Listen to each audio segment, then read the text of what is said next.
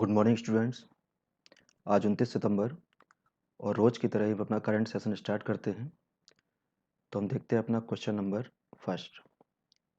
पहला क्वेश्चन हमारा कि खुली सिगरेट तथा बीड़ी पर प्रतिबंध लगाने वाला पहला राज्य है। तो इसका आंसर हो गया हमारा महाराष्ट्र। इसमें क्या है कि जो महाराष्ट्र का स्वास्थ्य विभाग है उसने बोला कि जब हम खुला बीड़ी सिगरेट बेचते हैं यानी कि बिना पैकेट के बेचते हैं तो उससे क्या जो खरीदार होता है जो चेतावनी लिखी होती है वो चेतावनी नहीं पढ़ पाता है और इससे कहीं न कहीं उसका उपभोग यानी कि जो खपत होती है ऐसे बीड़ी सिगरेट की वो कहीं न कहीं खपत बढ़ जाती है, ठीक है ना? तो इससे दिक्कत होती है, ठीक है ना? और खपत बढ़ेगी तो कहीं न कहीं स्वास्थ्य के लिए बहुत ज़्यादा ये हानिकारक रहेगा। तो इस वजह से हमारे महाराष्ट्र ने इसको कर दिया है बैन, यानी कि अब खुली सिगरेट तथा बीड़ी नहीं बेची जाएगी महाराष्ट्र में। ठीक। हमारा सेकंड क्वेश्चन कि हाल ही में अभिलाष का निधन हुआ वह किस क्षेत्र से संबंधित थे? तो अभिलाष थे हमारे गीतकार। रिसेंटली इनकी डेथ हुई है और ये काफ़ी पॉपुलर हुए।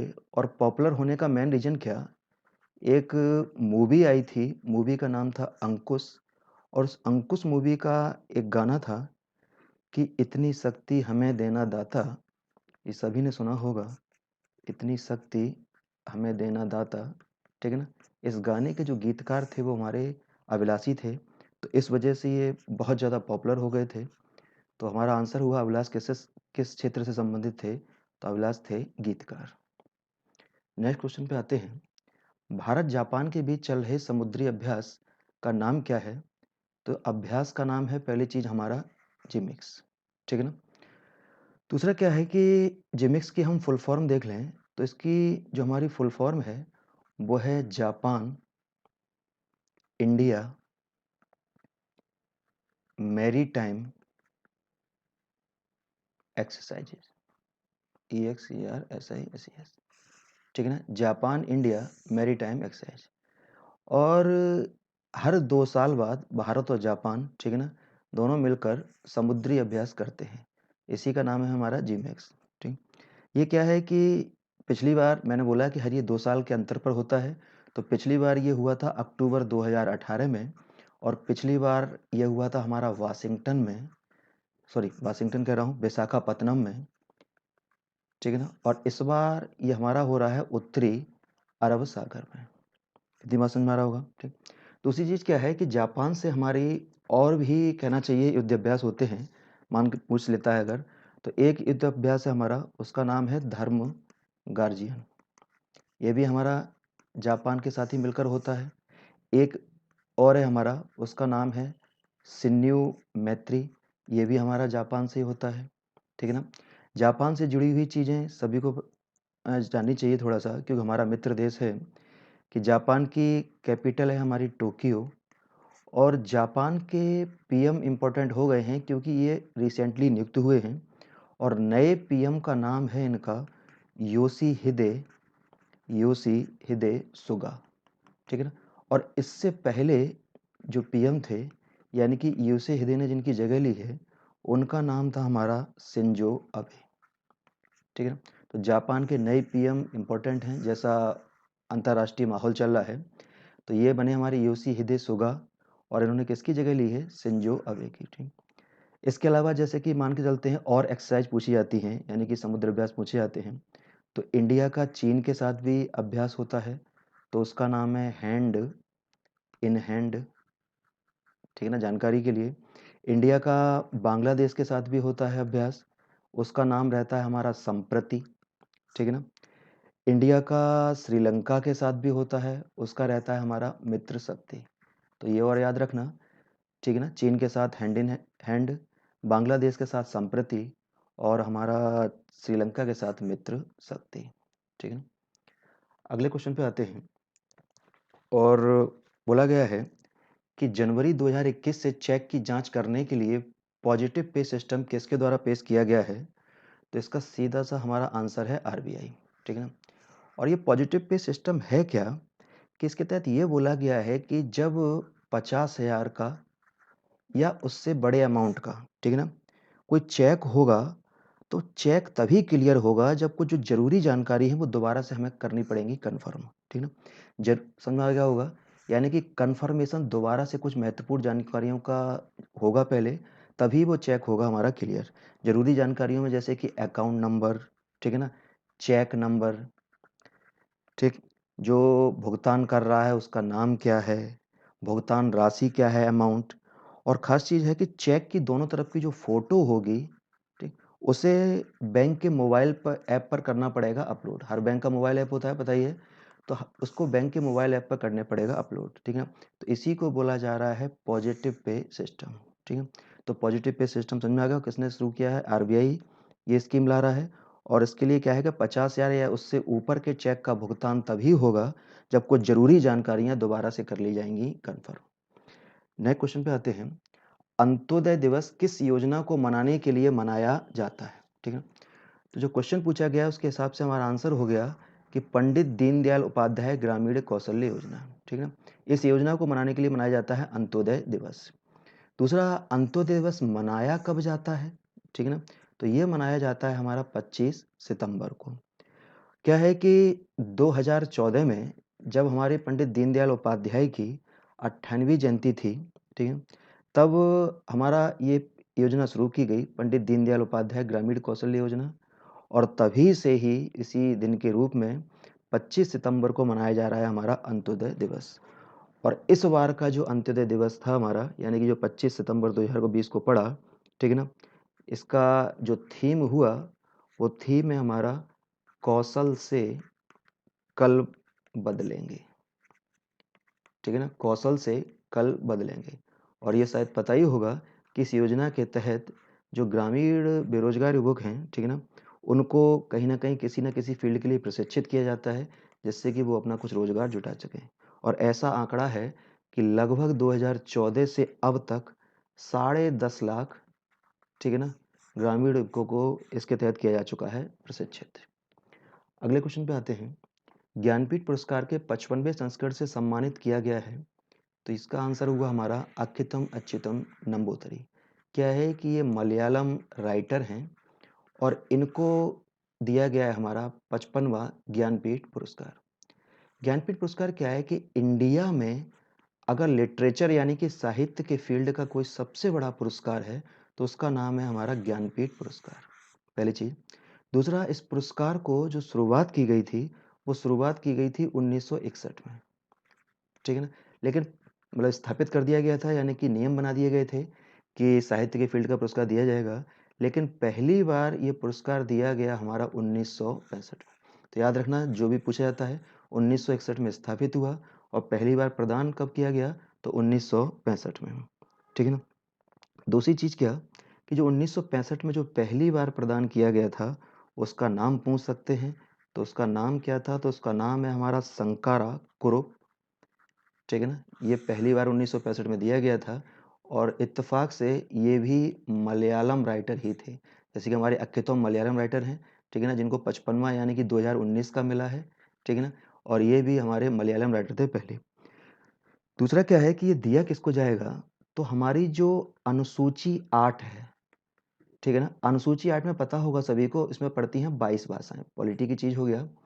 तो इन 22 भाषाओं में जिसने उत्कृष्ट साहित्य लिखा हो, ठीक है ना, इसके अलावा प्लस अंग्रेजी में जिसने लिखा हो, यानी कि टोटल 23 भाषाओं में, ठीक है ना, जिस भारतीय नागरिक ने उत्कृष्ट साहित्य लिखा हो, समझ आ रहा होगा, भारतीयों को ही दिया जाता है, ठीक। तो टोटल 23 भाषाओं में जिस भारतीय ने उत्कृष्ट साहित्य लिखा हो उसको दिया जाएगा साहित्य का सबसे बड़ा पुरस्कार। उसका नाम क्या हो गया हमारा? ज्ञानपीठ पुरस्कार। अगले क्वेश्चन पे आते हैं। अखिल भारतीय फुटबॉल संघ महासंघ ने वर्ष के सर्वश्रेष्ठ फुटबॉलर के रूप में किसको चुना है? तो ये हमारे दो लोग हो गए, गुलप्रीत सिंह संधू, ठीक है ना, और दूसरे हैं संजू यादव। पूरा नाम है ये संजू यादव। क्या है कि हमारा जो अखिल भारतीय फुटबॉल संघ है, यानी कि AIFF, all India football federation, ये सर्वश्रेष्ठ फुटबॉलर का प्राइज प्रदान करता है हर साल, ठीक है ना, मेल को भी और फीमेल कैटेगरी में, ठीक है ना। मेल कैटेगरी में जो इस बार का प्राइज मिला है वो किसको मिला है? गुलप्रीत संधू को। और जो फीमेल कैटेगरी का इस बार का प्राइज किसको मिला है? वो है हमारे संजू यादव को। समझ में आ रहा होगा, ठीक है ना। तो गुलप्रीत सिंह संजू, ठीक है ना, ये हमारी टीम के गोलकीपर, इनको मिला है। और एक संजू यादव महिला टीम की, ठीक है ना, तो इनको फीमेल का मिला है। दूसरी चीज़, जो मेल का बेस्ट फुटबॉलर का प्राइज़ था वो कब से दिया जा रहा है, तो 1991 से, या सॉरी 1992 से, ठीक है ना। और जो फीमेल का स्थापित किया गया था वो 2001 में, ठीक। और 2001 में देने के बाद बंद कर दिया था, और दोबारा से इसको शुरू किया गया हमारा 2013 से, ठीक है ना। तो ये हमारा हुआ बेस्ट फुटबॉलर गुरप्रीत सिंह संधू और संजू यादव। हमारा नेक्स्ट क्वेश्चन, आकाश एजुकेशनल सर्विस लिमिटेड ने हाल ही में किसे अपना ब्रांड एम्बेसडर नियुक्त किया है। सभी ने नाम सुना होगा कोचिंग का, आकाश, ठीक है ना। तो वही लिखा हुआ है आकाश एजुकेशनल सर्विसेज लिमिटेड। तो आकाश ने अपना जो ब्रांड एम्बेसडर बनाया है वर्तमान में, वो बनाया है युवराज सिंह को, ठीक। अगला हमारा क्वेश्चन कि विश्व हृदय दिवस कब मनाया जाता है। तो विश्व हृदय दिवस मनाया जाता है हमारा 29 सितंबर को, ठीक है ना, याद रखना। और ये इस बार क्वेश्चन बहुत ज़्यादा इम्पोर्टेंट हो चुका है। उसका रीज़न क्या है कि अभी तक ये माना जाता था कि जो हमारा कोविड चल रहा है, कोविड लंग्स पर असर करता है, ठीक। लेकिन जो रिसेंट रिसर्च आई है उस पे ये निकल कर आया है कि लंग्स के बराबर ही कोविड कुछ पेशेंट के हार्ट्स पर भी कर रहा है असर, ठीक है। तो इसलिए थोड़ा ये इम्पोर्टेंट रहता है।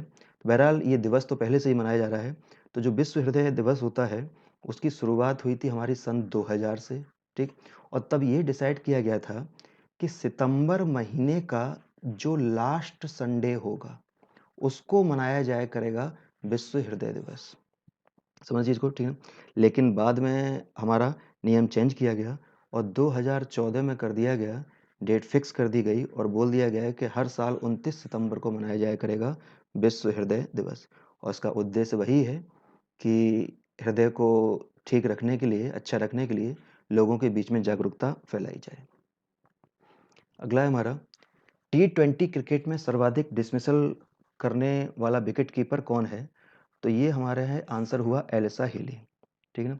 एलिसा हीली क्या है कि ये जो हमारा ऑस्ट्रेलियन वुमेन टीम है उसकी है विकेट कीपर, ठीक है ना। और इन्होंने अभी हाल ही में हमारे MS धोनी का रिकॉर्ड तोड़ा है। अब तक जो सर्वाधिक डिसमिसल का रिकॉर्ड था T20 में, ठीक है ना, T20 की बात चल रही है, वो था धोनी के नाम, ठीक ना। तो इन्होंने धोनी का ही रिकॉर्ड तोड़ दिया है। तो हमारा आंसर हुआ एलिसा हीली। आगे आते हैं, HCNG ईंधन में कितना हाइड्रोजन मिलाया जाएगा, ठीक है ना। बहुत इंपॉर्टेंट क्वेश्चन इन्वायरमेंट को लेकर। HCNG, ठीक है ना। CNG सभी सुनते आ रहे होंगे। CNG की फुल फॉर्म सभी को पता होगी, कंप्रेस्ड नेचुरल गैस। जब हमारे यहाँ पेट्रोल डीजल की खपत बहुत ज़्यादा थी तो पॉल्यूशन बहुत ज़्यादा था, प्रदूषण। तो उसको कम करने के लिए क्या लाया गया, CNG, ठीक है ना। CNG ने पॉल्यूशन कम किया, लेकिन उसके बाद में देखा गया कि जो हमारा परिवहन मंत्रालय है, सड़क परिवहन और राज मंत्रालय, उसने रिसर्च करवाई। तो उसने ये माना कि प्योर CNG की तुलना में अगर हम CNG में हाइड्रोजन मिलाकर यूज करते हैं तो प्रदूषण को और ज़्यादा किया जा सकता है कम, ठीक है ना। जो H वर्ड है HCNG में, ये रिप्रेजेंट कर रहा है किसको, हाइड्रोजन को, ठीक। तो CNG पहले वाला, तो HCNG का मतलब हुआ कि CNG हम मिला दें हाइड्रोजन, ठीक। तो वही ये क्वेश्चन पूछ रहा है कि CNG ईंधन में कितना हाइड्रोजन मिलाया जाएगा। तो इसका आंसर है हमारा सही एग्जैक्ट 18%, ठीक है ना। अगले क्वेश्चन पे आते हैं, ऑपरेशन दुराचारी किस राज्य में प्रारंभ किया है। तो इसका आंसर है हमारा यूपी। क्या है कि यूपी में रिसेंटली जो हमारी महिलाएं हैं उन पर जो कमेंट किए जाते हैं, स्कूल बच्चियां जा रही हैं तो ईव टीजिंग होती है, ऑफिस जाने वाली महिलाओं पे ईव टीजिंग होती है, इन सारी चीज़ों को रोकने के लिए, ठीक, एक ऑपरेशन चलाया गया दुराचारी। ऐसे ऑपरेशन पहले भी चल चुके हैं, जैसे कि एक चला था हमारा एंटी रोमियो स्क्वाड, सुना होगा, एंटी रोमियो स्क्वाड यूपी में चला था। तो ज़्यादा कारगर नहीं हो पाया तो उसके लिए शुरू किया गया ऑपरेशन दुराचारी।